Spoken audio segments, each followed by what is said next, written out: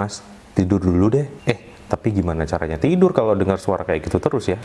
Sebagai warga Jawa Timur Tulen, saya tuh udah tahu fenomena ini udah dari zaman purba kayaknya ya. Apalagi kalau Agustusan kayak gini, pasti kambuh lagi penyakitnya. Saya tuh sebenarnya anak musik juga. I love music to the bone. Oke. Tapi sampai sekarang masih nggak relate gitu sama orang-orang seperti ini. Bukan masalah genre sih, metal sampai keroncong dangdut pun juga saya dengerin kok. Asal desibelnya nggak setinggi itu.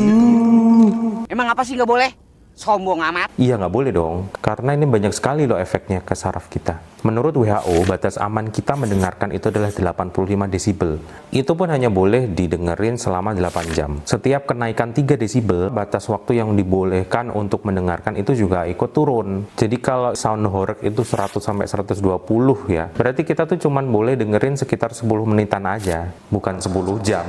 Pertama, stimulasi yang berlebih dan jangka panjang pada saraf 8, itu saraf yang mengatur pendengaran dan juga keseimbangan kita, itu lama-kelamaan juga akan merusak saraf tersebut. Kondisi ini dinamakan NIHL alias Noise Induced Hearing Loss, yang ditandai dengan tinnitus atau telinga berdenging, bahkan sampai penurunan pendengaran, yang sifatnya bisa permanen loh. Kemudian gangguan tidur. Nah ini saya curiga Mas Edi ini juga udah kena. Karena rangsang suara yang keras itu akan diteruskan ke amigdala. Ini adalah area otak yang mengatur emosi kita, fase tidur, dan juga arsitekturnya. Sehingga tidur kita itu tidak nyenyak dan ketika bangun pun jadi tidak puas. Ketika menerima suara keras, tubuh kita tuh sebenarnya tidak bisa membedakan ini tuh suara bom atau sound horeg atau tembakan. Jadi itu tuh akan mengaktifkan sistem simpatis kita, fight or flight. Apalagi kalau kita punya fobia terhadap suara keras. Karena fobia suara keras itu adalah salah satu fobia yang alami yang didapatkan sejak lahir. Nah, otomatis tubuh itu akan menganggap ini adalah sebuah ancaman sehingga mengeluarkan hormon kortisol sebagai bentuk dari stres kita. Hormon ini juga bisa menurunkan daya ingat dan juga konsentrasi. Kayaknya Timothy Ronald kemarin lebih cocok deh kalau ngerosting orang ini.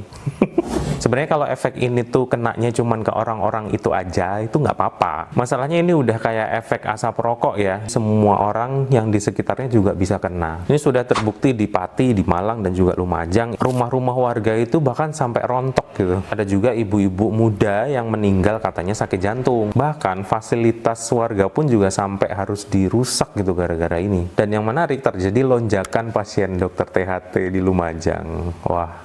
Makanya sampai keluar fatwa haram dari MUI ya. Ternyata malah cuma diganti namanya doang supaya tidak mengesankan konotasi negatif. Lah kocak ya. Kok kayak susah amat gitu dikasih taunya ya, kayak nggak mau dengerin gitu. Gimana mau